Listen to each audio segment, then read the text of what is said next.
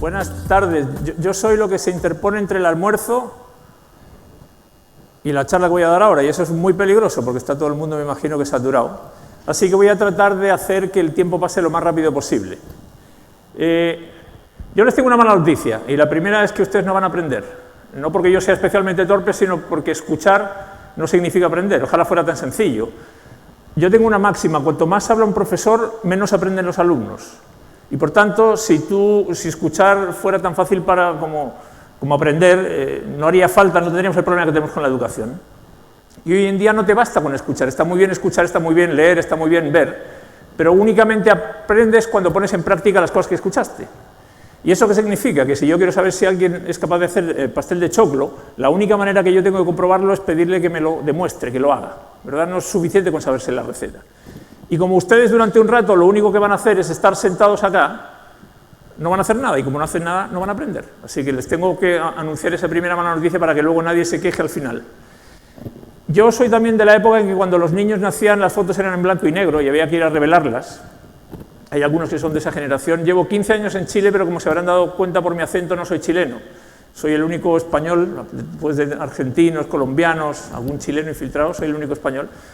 Y soy de este lugar, no sé si alguien lo conoce, y si alguien no lo conoce se lo recomiendo, se llama San Sebastián, y ahí viven los vascos. Los vascos son gente primitiva que nos dedicamos a cortar troncos, a levantar piedras y a hacer tareas muy sofisticadas intelectualmente, como ustedes saben. Y soy responsable de gestión de conocimiento acá en Santiago, en Catenaria. Y claro, cuando yo fui a la universidad uno no podía aprender y estudiar sobre gestión de conocimiento e innovación, así que no me quedó más remedio que estudiar leyes. Soy abogado como alguno que ha pasado por acá. Así es como ven a los abogados. Ahora, ustedes y sus empresas estoy seguro que no deberían tener ningún problema con la transformación digital, ni en general con casi nada, por una razón muy simple. Por si no se han dado cuenta, Chile es un país dirigido y dominado por ingenieros. Yo estoy seguro que la mayor parte de la gente que hay acá son ingenieros. La mayor parte de los presidentes de las empresas son ingenieros, la mayor parte de los directivos en Chile son ingenieros. Son hombres para empezar, como la mayor parte de la gente que está acá, y además son ingenieros. Si uno mira, por ejemplo, los directivos de las empresas con las que me toca hacer cosas, la Mutual de Seguridad, la mayor parte de sus gerentes son ingenieros. En este caso, el Metro son ingenieros. Si uno se va a las universidades, son ingenieros, y algunos se arrancan del país porque tienen miedo de lo que pueda pasar. Y además, los que escriben en los medios de comunicación insisten 2 veces que son ingenieros para que quede claro que son ingenieros, que escriben porque son ingenieros, ¿verdad? Ahora, ¿qué significa eso? Esto significa que esto no es casualidad. Las carreras que tienen mejor salida en el mercado son las ingenierías, las carreras que peor salida y peor desempeño y peor retribución tiene el mercado son las de la educación. Por eso no es sorprendente que tengamos los problemas que tenemos. Ahora, ¿eso qué significa? Nos ha llevado a pensar que los ingenieros son gente de otro planeta, como los superhéroes de los que hablaban antes, que tienen superpoderes y que lo pueden hacer todo. Y claro, ustedes saben, y nos han convencido los ingenieros que sin ellos y sin los procesos no podemos vivir. Pero los ingenieros son humanos, también se equivocan. ¿Se acuerdan de este problema que tenemos en los medios? Los ingenieros también cometen errores. ¿Cuántos de ustedes serían capaces de resolver esta integral? ¿Nadie? Curioso, con tantos ingenieros. ¿Alguien ha necesitado resolver esta integral en su vida profesional? ¿Para qué insistimos tanto en aprender cosas que luego nunca vamos a utilizar? Es un misterio. Ahora, que tú seas muy bueno con las matemáticas, enhorabuena, no tiene mucho que ver con que seas más hábil, más inteligente, que es parte de lo que estamos hablando acá. Ahora, ¿qué es lo que uno espera cuando va a una conferencia? Mira, cuéntame cosas que no haya escuchado antes, cuéntame algo, lo que hemos hablado antes, que me haga pensar, ¿verdad? Yo creo que las personas aprendemos haciéndonos preguntas, lo han dicho varios acá. De lo único que yo espero es que ustedes salgan de acá con alguna pregunta nueva que quizás no traían, y esa va a ser en realidad el foco de lo que yo quiero hacer. Y por favor, que nadie se olvide de prender el celular cuando terminemos. Hay gente que cuando finaliza las sesiones se le olvida, que nadie se olvide. El menú que tengo es muy simple. Lo primero, vamos a hablar ya que esto es transformación digital. ¿Qué tiene que ver con lo digital, con la transformación? La transformación y el cambio tienen que ver con el aprendizaje. Vamos a ver qué es aprender, qué consecuencias tiene no aprender, por qué a las organizaciones les cuesta tanto aprender y unas conclusiones muy simples. Este es el menú que tengo, espero que les guste. Si no les gusta, a la salida habrá comida y lo disfrutarán seguro. Ahora, yo no soy tecnólogo, como lo saben, pero cuando uno habla de digital, lo primero que yo pienso es en la tecnología. Y la primera pregunta que me surge es, bueno, ¿y qué impacto está teniendo la tecnología? Lo han dicho durante toda la mañana. Globalización, donde está pasando un fenómeno curioso. hay mucha industria que está volviendo a fabricar en el país de origen. Adidas ha vuelto a abrir fábricas en Alemania, en Estados Unidos hay varias empresas que han vuelto y han traído de nuevo la producción a los países. Pero se ha hablado de personalización, se ha hablado evidentemente del empoderamiento que tienen los clientes, nos han hablado de que todos somos millennials o todos queremos serlo, que demandan por supuesto transferencia, y nos están hablando de digitalización, de automatización, que es algo que vamos a ver, y esto en el caso de la minería en Chile algo ya se sabe, y de las diferentes tecnologías y de la manera que están empezando a modificar las cosas que hacemos, ¿verdad? Y los desafíos éticos y morales que esto nos significa. Ahora, ¿qué fue lo que ocurrió? Si ustedes se acuerdan, hace 20 años o 30 años nadie hablaba de Internet. Internet nos puso a todos en una línea de salida bastante parecida. Todo el mundo empezó más o menos del mismo lugar, nadie tenía gran ventaja. Y lo que está pasando en la tecnología es que está modificando el qué, el cómo, el dónde, incluso el porqué de cómo trabajamos. Para empezar, el trabajo no es un lugar, el trabajo no es un sitio al que yo voy, el trabajo es un proceso mental. Y esto está últimamente, yo hace semanas que no voy a mi oficina, no necesito ir a mi oficina para trabajar. Y el concepto de tener un trabajo es algo que está en revisión, y la manera, y antes han hablado de General Electric, la manera en que las organizaciones se están relacionando con sus propios integrantes empiezan a cambiar, incluso las jerarquías, las estructuras de las organizaciones cambian, y cambia la manera en la que nos vestimos y cambian incluso los oficios. Hace unos años hablar de un youtuber, ¿qué es eso? Pues hay gente que se dedica, que vive como youtuber. Hay gente que incluso se está planteando si tiene sentido esto de trabajar. Y si no, habrá que repensar si el hombre ha venido al mundo para trabajar o habrá otras cosas que se podrán hacer. Ahora, lo que está claro es que esto está cambiando el trabajo, está cambiando el diseño de las organizaciones. Y con la llegada de la tecnología, lo que estamos empezando a revisar es, bueno, ¿y cómo va a ocurrir? ¿Cómo va a cambiar el mundo del trabajo? Ahora, aquí debería aparecer un vídeo, que por alguna razón no quiere venir, pero aquí aparece un vídeo de una fábrica, una fábrica de automóviles que, como se ha hablado antes, aparecen un montón de robots. Y la pregunta es, ¿qué es lo que pasa cuando la tecnología hace las cosas que tú haces? Y esto empieza a pasar en todas las industrias, en la construcción, en el mundo de la agricultura, y empieza a pasar en casi todas partes.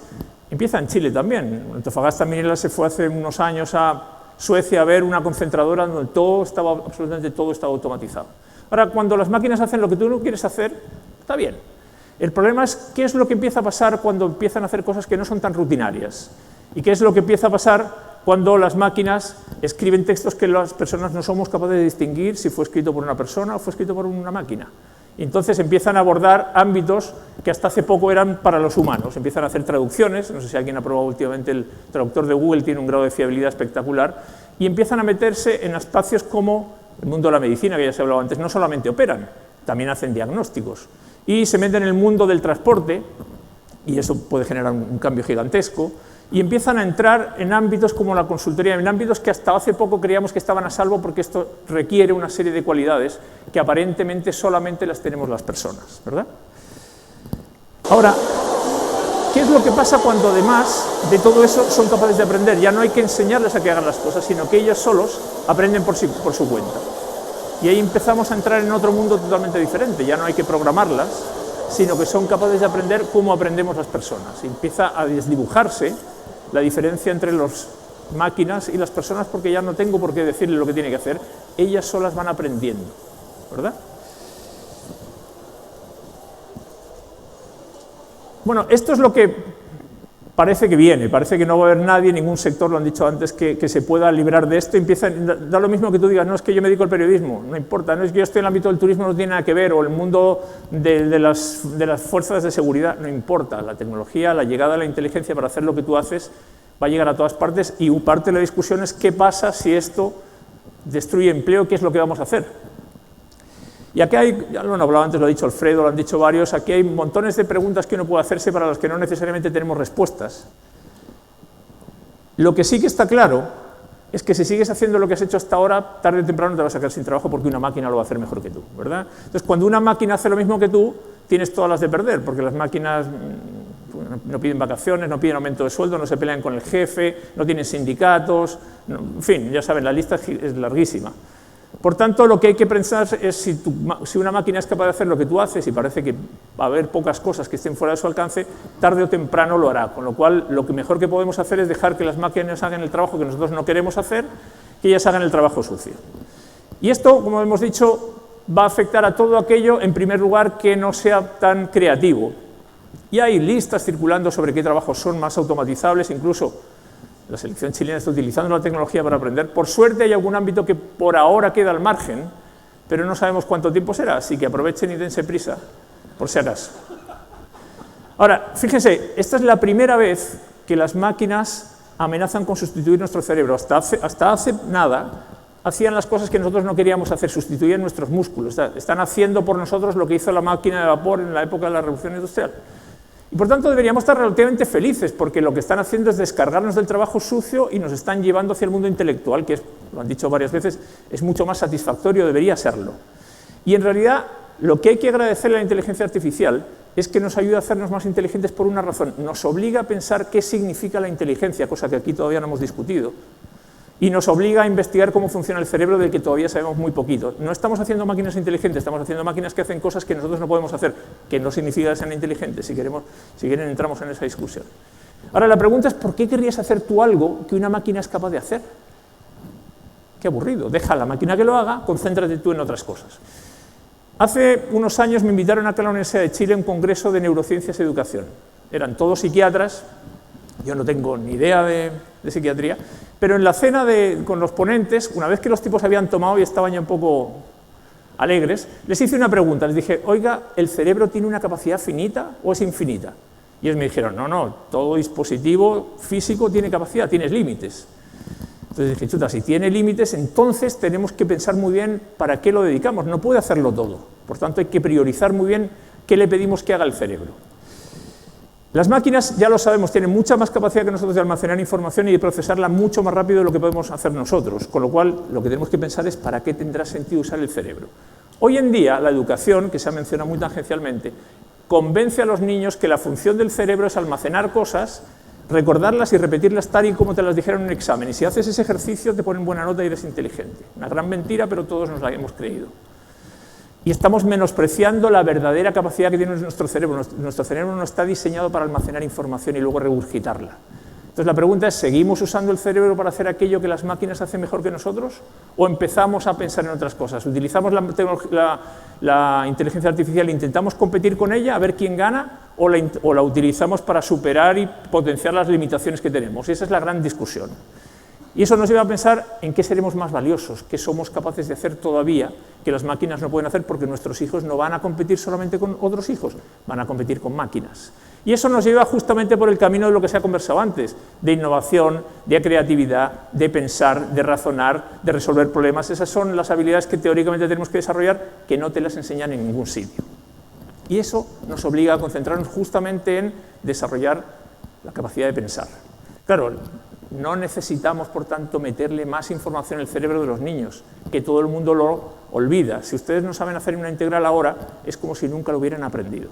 Entonces tenemos que aprender a pensar, cosa que es muy fácil de decir, porque entre otras cosas dedicamos muy poco tiempo a pensar. David lo ha dicho al principio, ojalá sea un espacio para pensar ante tanta operación, tanta ejecución. Y eso nos lleva a repensar qué es importante aprender y cuál será la mejor manera de aprenderlo. Eso es lo que tiene que ver con lo digital. Cuando uno habla de transformación, ¿qué es lo primero que se le viene a la cabeza? Bueno, cambio. Transformación significa cambiar. ¿Se acuerdan de este juguete? El juguete más vendido de la historia, el cubo Rubik. Aquí tenemos un caballero que resuelve el cubo Rubik en 5 minutos. ¿Sí? Aquí, no sé si conocen esta película.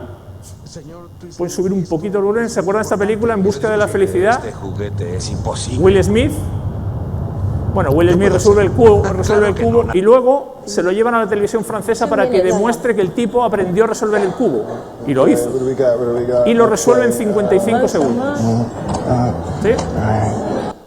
Bueno, este es el campeón del mundo de resolución de cubo Rubik. 5,66 segundos.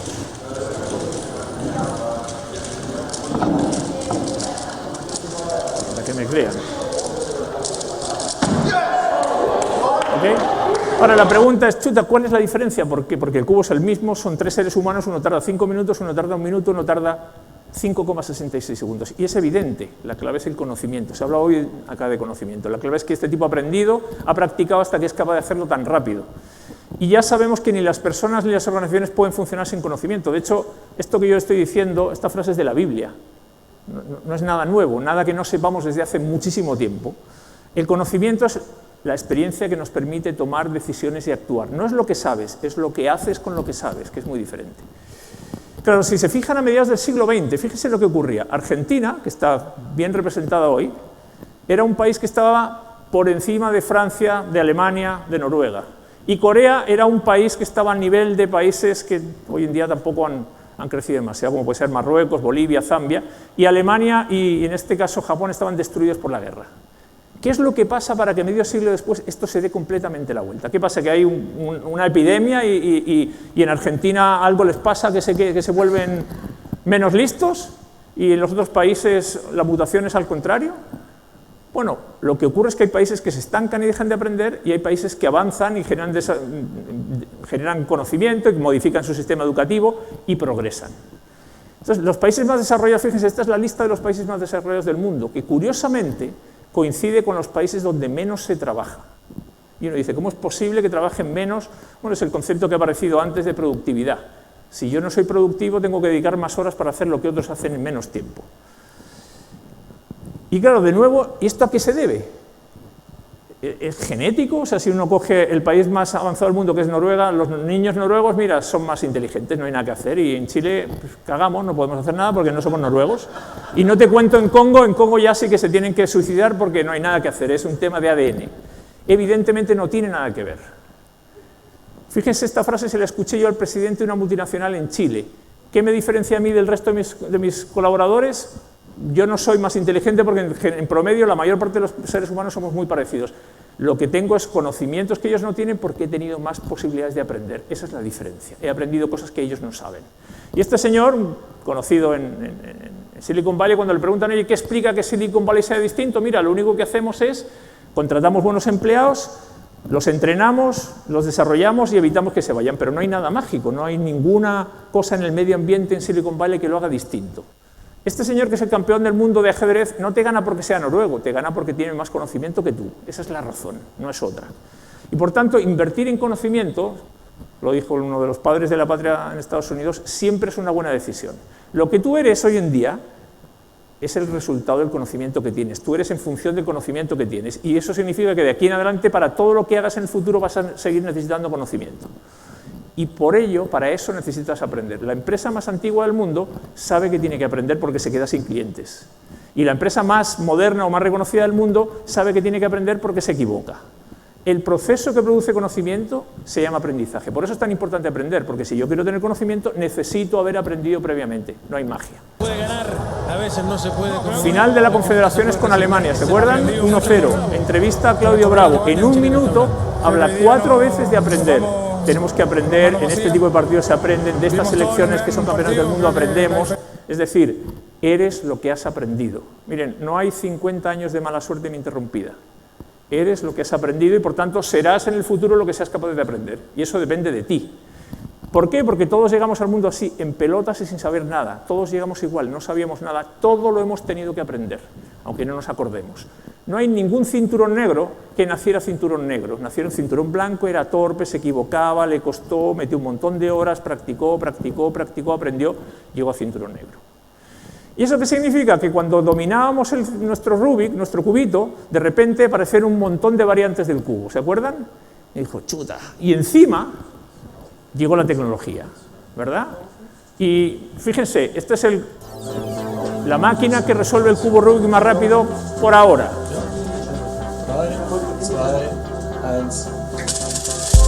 0,8. ¿Cómo compito contra 0,8? Estoy muerto. Entonces dijimos, chuta, me tengo que cambiar de negocio. Vámonos al mundo del ajedrez, que esto sí que es intelectual.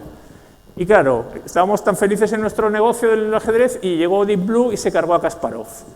Dijimos, chuta, ¿qué hacemos ahora? Bueno, vámonos al póker porque esto además hay azar. Entonces las máquinas acá sí que no lo pueden. Y llegaron las máquinas y nos sacaron lo que ustedes quieran. ¿Qué significa eso? ¿Por qué uno tiene que considerar que tiene que cambiar? Bueno, porque cuando dominas algo, tarde o temprano el escenario va a cambiar y las respuestas que tienes ya no sirven. El conocimiento caduca. Aunque tú no sepas que lleva la fecha de caducidad debajo, la tiene. ¿Cuántos de ustedes tenían un BlackBerry en el bolsillo hace 5 o 6 años? Yo cada vez que veo un BlackBerry ahora me dan ganas de llorar, me emociono, porque ya no es posible, ¿verdad? Y el último ejemplo de esto fue lo que le pasó a Kodak. Kodak desarrolló la tecnología digital, no solamente era líder en fotografía, desde que desarrolló la fotografía digital y hoy en día no tiene negocio. ¿Qué significa? Que en un entorno que va tan rápido, donde uno no sabe para dónde van a ir las cosas, que hoy te vaya bien, disfrútalo, pero no es garantía que te va a seguir yendo bien mañana. Y por tanto, si tú dejas de nadar, los demás que siguen nadando y nadan rápido te van a adelantar. Por tanto, no importa que tú hayas sido el pionero, no importa que tú fueras el primero, porque las cosas van muy rápido y van cambiando, y no te sirve seguir haciendo siempre lo mismo. Miren, el tiempo es el máximo innovador, y tú basta con que tú te detengas para que todo siga. Entre esta imagen, que es una calle en Nueva York donde hay autos de caballos y un par de automóviles, y esta otra donde hay un par de autos de caballos y el resto son automóviles, pasó muy poquito tiempo. Nadie lo podía prever, simplemente pasó. Por eso es más importante aprender que saber, porque lo que tú sabes tarde o temprano va a pasar. Si tú eres capaz de aprender, renuevas tu conocimiento. Esta frase es el lema de los directivos, muchos ingenieros: lo que no se puede medir no se puede gestionar. Han hablado antes de Chaplin. Bueno, en la economía industrial, que fue donde se diseñaron las organizaciones en las que trabajamos, casi todos los activos eran activos físicos, que tenían una característica: eso se podía manipular, en el sentido de que se podía almacenar, transportar, comprar, vender, se podía manejar, se podía tocar. Y desarrollamos el concepto de propiedad. Miren, si yo tengo un Barros Luco y tengo mucha hambre porque son las 2, compartir un Barros Luco me jode muchísimo porque me gusta mucho el Barros Luco. Y hay que hacer un acto de generosidad gigante para compartir un activo físico porque yo me estoy desprendiendo de algo, ¿verdad? Entonces hay que ser muy buena onda, hay que pensárselo mucho para compartir la propiedad. Ahora, las herramientas de gestión que tenemos en las organizaciones, los planes estratégicos, los procesos, los balance scorecard, los mapas de riesgos, son herramientas desarrolladas para ese tipo de economía y para ese tipo de organizaciones. Fíjense en la lista de las empresas más grandes en el año 90 y fíjense en la lista unos años después. No se parece en nada. Y entre otras cosas, no se parece en nada, y esto han hablado de todas estas empresas, porque bueno, empiezan a aparecer empresas que no tienen activos físicos. Uber no tiene hoteles, Uber no tiene autos, Airbnb no tiene hoteles, Facebook es un medio de comunicación que no tiene imprentas. Empiezan a aparecer modelos donde el activo físico desaparece. Fíjense en el valor de mercado de Apple y cuánto de eso corresponde a sus activos físicos. El 82,4% del valor de Apple no tiene nada que ver con sus activos físicos. Y eso da lo mismo la empresa que uno mire, incluso da lo mismo si son tecnológicas o son empresas del mundo tradicional. El mayor porcentaje de su valor tiene que ver con activos que no son físicos. ¿Cómo se explica esto? Bueno, llegan a los intangibles. Bienvenidos los intangibles, ¿verdad? ¿Y qué significa eso? Eso modifica el concepto de propiedad. ¿Por qué? Porque cuando yo comparto un intangible no lo pierdo, no tengo que hacer ese sacrificio. Cuando yo te doy un reloj, que es un activo físico, lo pierdo, pero si yo te doy la hora, tú tienes la hora y yo mantengo la hora. Entonces la manera de gestionar un intangible no es igual que la manera de gestionar un activo físico. Este libro, que es de un Nobel de Economía, dice una cosa muy interesante cuando habla de crear la sociedad del aprendizaje. Lo primero dice: el gap que separa los países desarrollados de los no desarrollados no es un gap en recursos naturales, es un gap en conocimiento. Y por tanto, lo que se espera de los gobiernos es que promuevan el aprendizaje para desarrollar conocimiento. Fíjense, declaración del embajador de Libia: tener tanto petróleo ha sido un desastre para el país. A mí el año pasado me tocó ir 4 veces a Venezuela, que como saben tiene las mayores reservas de petróleo del mundo. Esta foto la saqué en las oficinas de PDVSA. Nuestro mayor activo, nuestra mayor reserva es el conocimiento. No te sirve de nada tener todo ese petróleo y el país está cayendo a pedazos, ¿verdad? Por tanto, no es una cuestión de activos físicos. Los alemanes saben que como no tenían recursos naturales, lo que tienen que hacer es desarrollar el talento. Los países más desarrollados son los países que más conocimiento desarrollan. Fíjense la evolución del valor de las empresas desde los años 70 a hoy. En los 70 eran básicamente activos físicos, hoy en día son intangibles. Y da lo mismo la industria. Esto no tiene solamente que ver con telecomunicaciones, esto es transversal. Saben que han vendido a Neymar hace poquito, ¿verdad? Bueno, el valor de Neymar, que al final es un intangible, el conocimiento puesto en el campo, es mucho mayor que el estadio del Bayern, que es cemento y ladrillos, ¿verdad? Esto lo sabemos, y el tema del cambio viene acompañando al ser humano desde hace tiempo. Lo único que va cambiando es que cada vez va más rápido, y los que vendrán dentro de 100 años se quejarán exactamente de lo mismo. Ahora, hay 2 cosas que son inevitables con el cambio.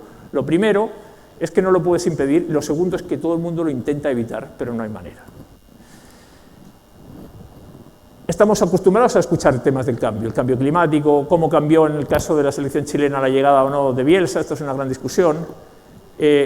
Incluso Ups. Hoy en día sabemos que la gente nace con un sexo y se cambia de sexo por el camino. Y ya no nace o no muere igual que nació. Yo vivo en una calle donde según a qué hora salgo de mi casa, la calle va para un lado o va para el otro. O sea, cambia, todo cambia. La única manera de cambiar es aprender. Por eso uno tiene que aprender a cambiar. Vamos con el tema del aprendizaje. ¿Qué es aprender? Bueno, aprender es un concepto muy simple. Aprender es acumular experiencia reutilizable en el futuro. Eso es aprender. Y si tú ahora, en el futuro, no puedes reutilizar lo que aprendiste de integrales, no aprendiste. Y depende de 3 factores: motivación, tiempo y oportunidad de practicar. De eso depende el aprendizaje: motivación, tiempo y oportunidad de practicar. Claro, para aprender hay que practicar. No basta con escuchar, no basta con la información. Y no hay que ser profesor ni educador para eso. Aprendemos haciendo, ya lo sabemos, y esto, aquí tenemos a Aristóteles para recordárnoslo. Como les digo, no hay que ser educador para saber esto, no hay que ser pedagogo, aprendemos haciendo. Aprendemos mucho de los errores. Perdón, para aprender uno tiene que recordar. ¿Cuántos de ustedes se acuerdan del terremoto? La gente se acuerda de las experiencias que tiene, no de los cursos que hace, no de las conferencias. Ustedes no se van a acordar de mí dentro de 2 semanas, y yo lo asumo.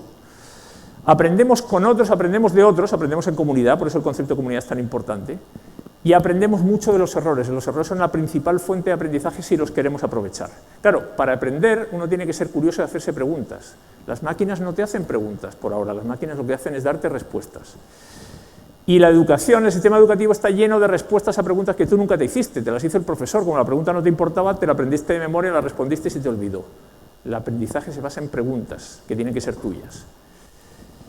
Para aprender uno tiene que considerar, tiene que ser lo suficientemente humilde para entender que hay cosas que no sabe y que necesita aprender. Por tanto, tienes que ser consciente de que no sabes y qué es lo que no sabes para aprenderlo. Y uno tiene que ser capaz de desaprender, uno tiene que ser capaz de librarse de lo que te trajo hasta aquí, dejarlo, darle las gracias y soltarlo y aprender cosas nuevas. Y eso es complicado. ¿Por qué? Porque uno solamente está dispuesto a cambiar cuando las cosas no le funcionan. Mientras tanto, se agarra como sea a lo que le trajo hasta acá. Cambiar te obliga a dejar lo que te entrega seguridad y reconocer, y esto es muy complicado ante los demás, que hay cosas que no sabes. Y hay sociedades donde está muy mal visto que tú reconozcas que hay cosas que no sabes. Y entre otras cosas, te obliga a afrontar el miedo a equivocarte. ¿Y saben qué? Lo curioso es que el miedo en general, la mayor parte de nuestros miedos son miedos aprendidos. No nacemos con ellos. El miedo en general es un miedo que, igual que lo aprendemos a tener, podemos aprender a no tenerlo. El miedo se cura practicando. Y uno tiene que perderle el miedo a practicar. Incluso, en este caso, ya que estamos hablando de Argentina, Messi tiene que aprender a tirar mejor los penales porque el domingo perdió uno. En este caso era con el Barça, no me importa porque yo soy del Madrid. Ahora, para aprender, uno tiene que estar cabreado. Y la pregunta para ustedes, ¿están cabreados con algo? Porque si no están cabreados con nada, no hay nada que aprender. ¿Qué consecuencias tiene no aprender? Bueno, son muy simples. ¿Les gustan las historias?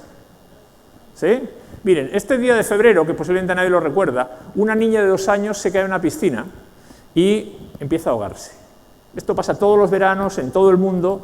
Ahora, por suerte, al cabo de muy poquito tiempo, la nana se da cuenta, se tira a la piscina y la rescata. Ahora, ¿por qué les cuento esta historia? Porque esta niña era la hija del entonces ministro Velasco y la presentadora de televisión, y esto fue portada de todos los diarios.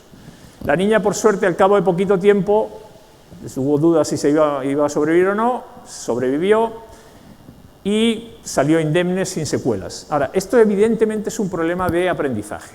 ¿Por qué? Bueno, ¿por qué se ahoga Emma? Muy fácil, porque no sabe nadar, le falta conocimiento, ¿verdad? ¿Y por qué es capaz de salvar a la nana? Bueno, por lo contrario, porque tiene conocimiento, sabe nadar, pero además tenía un segundo conocimiento, que sabía primeros auxilios, y parece que el hecho de que supiera primeros auxilios hizo que la pudieran reanimar y la niña quedara sin secuelas cerebrales. Ahora, bueno, como hemos dicho, para todo lo que haces tú necesitas conocimiento, y por tanto, para tener conocimiento tú previamente has tenido que aprenderlo.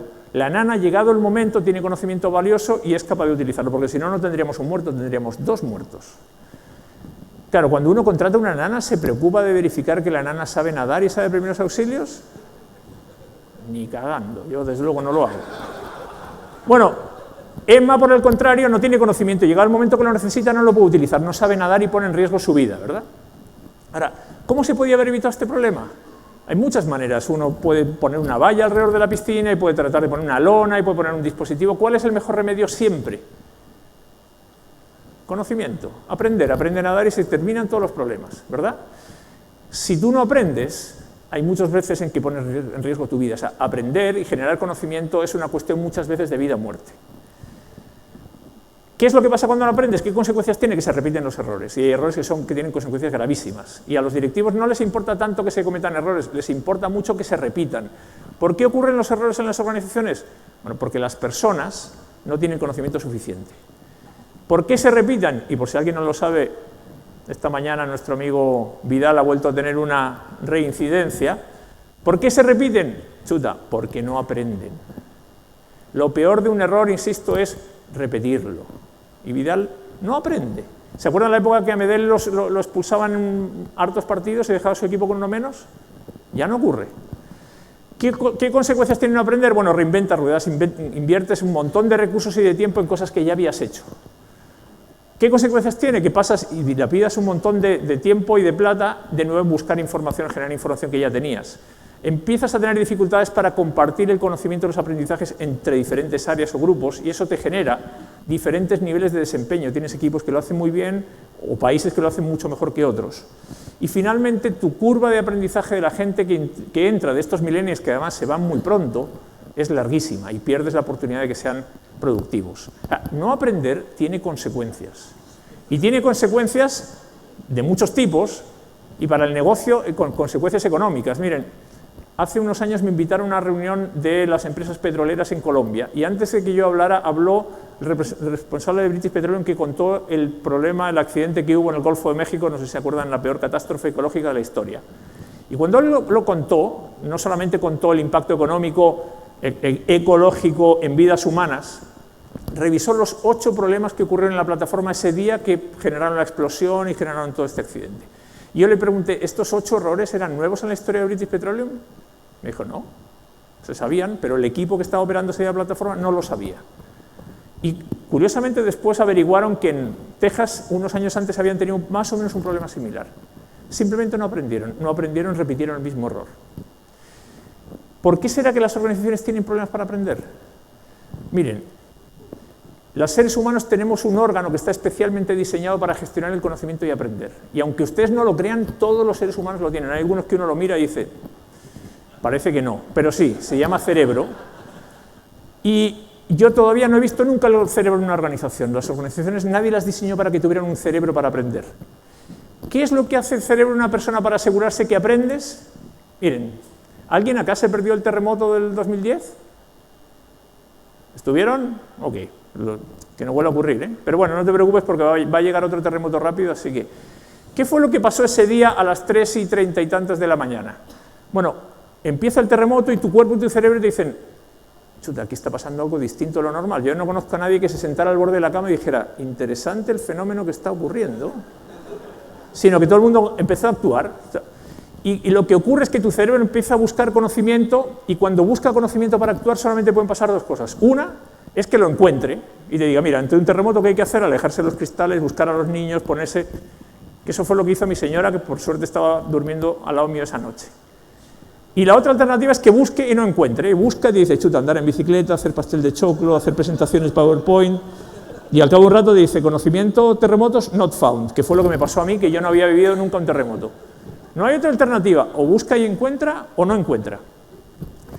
Esas son las 2 tareas fundamentales que hace el cerebro. Las hace en todos los seres humanos, las hace sin que tú se lo pidas y las hace muy eficientemente.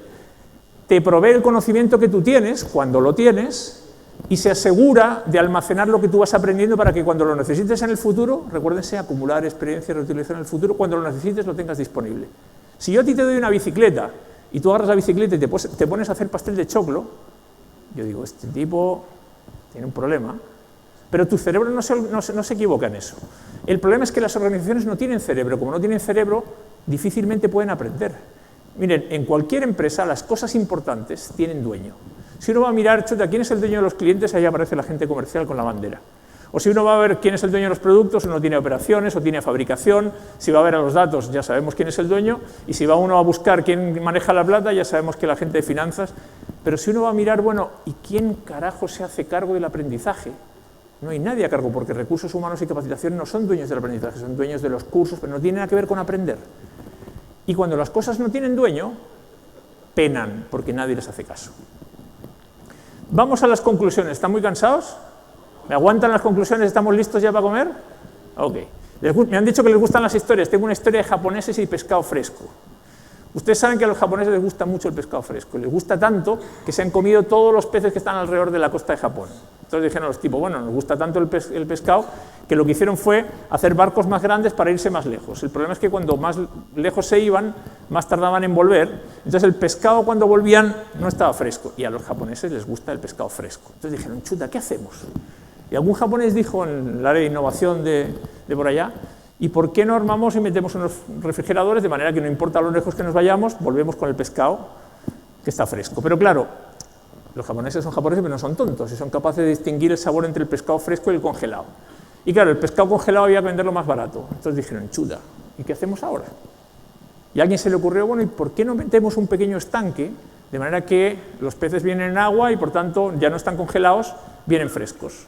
Pero claro, los peces, que tampoco son tontos, se dan cuenta rápidamente que el mar se achicó y los tipos se aburren, se empiezan a chocar contra las paredes y dicen, aquí hay gato encerrado o pescado encerrado, y dicen, chuta, dejan de moverse, la carne se empieza a poner flácida y ya no tiene el sabor fresco, que es el que de verdad le gusta a los japoneses. Entonces dijeron, ¿y ahora qué hacemos? Hemos tenido que estar cambiando, primero barcos más grandes, luego el refrigerador, luego el estanque. ¿Cómo resolvemos el problema? Bueno, ¿saben lo que hicieron? Metieron un pequeño tiburoncito. Claro, cuando tú metes un tiburoncito en el estanque, hay peces que ya no llegan a su destino, pero los que llegan, no les cuento lo frescos que llegan de dar vueltas por todo el estanque, ¿verdad? ¿Qué significa eso? Miren, curiosamente, el ser humano, cuanto más difícil es el entorno en el que tiene que vivir, más progresa. Yo tengo un amigo que dice, mujer que gasta, hombre que progresa. Y al contrario, cuanto más fáciles son las condiciones, más tiendes a relajarte y es natural. Mira, yo viví en México y en México te decían, chuta, pero yo ¿para qué me voy a esforzar? Si pego una patada al suelo sale petróleo, levanto la mano tengo comida, ¿para qué? Y hace buen tiempo, a chupar. Así te decían los mexicanos. Entonces, el éxito es un buen motivador, pero es un muy mal maestro, no te enseña nada. Generalmente el que más aprende es el que pierde. ¿Qué es lo que te enseña? Te enseña a creerte que no puedes fallar y que por tanto no hay que cambiar nada. ¿Para qué voy a cambiar si me va bien? Es muy distinto preguntar quién quiere cambio a quién quiere cambiar. Todo el mundo está a favor del cambio, pero cuando te toca hacerlo a ti, no es tan obvio. Y los cambios que se nos vienen, en muchos casos producidos por la tecnología, son gigantescos. No tenemos claridad respecto a cuáles son, pero podemos intuitivamente entender que van a ser muy grandes. Ya no es que nos estamos cambiando a hacer las cosas un poquito mejor, o estamos mejorando un proceso, o haciéndolo de manera distinta, no. Es que nos vamos al mar, directamente nos cambiamos de paradigma. Y por tanto, me acuerdo que lo conversamos con David en una conversación, esto no es un cambio de tecnología, es un cambio de modelo mental. Porque la tecnología cambia y va a seguir cambiando y siempre cambió. Es el modelo mental el que tiene que cambiar. Si queremos empresas más inteligentes, necesitamos potenciar la capacidad de aprender. Van a ganar los que sean capaces de aprender, seguro, como siempre ha sido. Pero eso no lo puedes hacer sin cambiar. Si tú crees que no lo puedes hacer, no lo vas a hacer. Y ese burro no se mueve no porque no se pueda mover, porque está convencido de que no se puede mover. Y mientras esté convencido de que no se puede mover, no se moverá. Y mientras uno esté convencido de que no lo puede hacer, no lo hará seguro. Por tanto, en la vida no hay problemas. En la vida lo que hay es falta de conocimiento para resolver un problema. Lo que para ti es un problema, para otro es una tarea que le toma 5,66 segundos. ¿Qué pasa ante los problemas? Chuta, hay gente que se deprime. Gente que dice, no, puta, esto no se puede. Esto. Y hay gente que dice, mira, y esto hemos tenido varios casos últimamente, esto yo lo resuelvo. Éticamente o no, me da igual. Como dirían en México, me vale madres, pero yo esto lo resuelvo. Por las buenas o no. Y si me pillan, bueno, diré que todos lo hacían, ¿verdad? Pero la única realidad es que tu vida es una sucesión de cubos de Rubik. Y una vez que resuelves uno, no importa que lo resuelvas, te lo van a cambiar. Cambia, miren, es posible que cambie el gobierno a final de año, cambia la tecnología, cambia el precio del petróleo, cambia... Y por tanto, que tú sepas manejar el cubo no es garantía de nada. Y no es un tema de plata. Como decía este físico, mira, no tenemos plata, tuvimos que utilizar la imaginación. No es un tema de plata. Una empresa, un país no valen por la plata que tienen, por su potencial financiero, valen por el conocimiento que tienen y son capaces de generar. Ojalá tengamos plata, muy bien, bienvenida, Pero una empresa no puede sobrevivir si no tiene las personas con el conocimiento necesario para hacer lo que tienen que hacer. Y sobre todo con capacidad de aprender. Lo que sabes te ha traído hasta acá no necesariamente te servirá. El conocimiento de las habilidades que tenemos hoy, que estamos enseñando hoy, no sirven para lo que se nos viene, y eso tenemos que ser capaces de entenderlo lo antes posible. Tu vida claramente depende de tu capacidad de aprender, y eso depende de uno, no depende de tu papá, no depende de tu jefe, no depende de tu profesor, depende de responsabilidad tuya. Y esto, como en Chile sabemos mucho de desastres naturales, esto es exactamente lo mismo que pasa con los desastres. Sabemos que van a llegar, preparémonos, sabemos que la tecnología nos va a obligar a cambiar, anticipémonos. Lo han hablado antes de predecir, no hay que ser un mago para saber que va a llegar un terremoto, tenemos que anticiparnos antes de que llegue para que no nos afecte. Por tanto, la palabra clave siempre es anticipar. Y para eso necesitamos que el aprendizaje sea permanente. Aprender va a ser la habilidad crítica en el futuro y nos va a obligar a estar en modo aprender continuamente. No es en el colegio, no es en la universidad, aprender es desde que naces hasta que mueres. Esto tiene que ver con la actitud, no depende de otros, depende de uno, y por tanto la predisposición al cambio es una actitud, la tienes y se puede desarrollar. ¿Han aprendido algo? ¿Seguro? Miren, todo se puede aprender, que es distinto de que todo se pueda enseñar. Uno puede aprender a ser optimista, uno puede aprender la voluntad, uno puede aprender a ser amable, a ser compasivo, la felicidad es un músculo que uno lo puede desarrollar. Miren, hasta los futbolistas te dicen la intuición que han hablado antes, miren, la intuición se aprende. El gol se aprende también. Uno aprende la voluntad, todo se puede aprender si uno quiere, que es distinto de que todo se pueda enseñar. Y no hay edad para eso, esto es para siempre. Les tengo que pedir disculpas por una cosa muy obvia, es que yo sé que esto que yo les he contado es demasiado simple, es una presentación banal, es obvio. Lo jodido de esto es hacerlo. Y ahí es donde está el desafío. Si alguien quiere esta presentación, yo se la regalo. Si alguien me quiere insultar por correo y no se atreve, yo respondo siempre. Muchas gracias y que disfruten la comida que está a la vuelta de la esquina.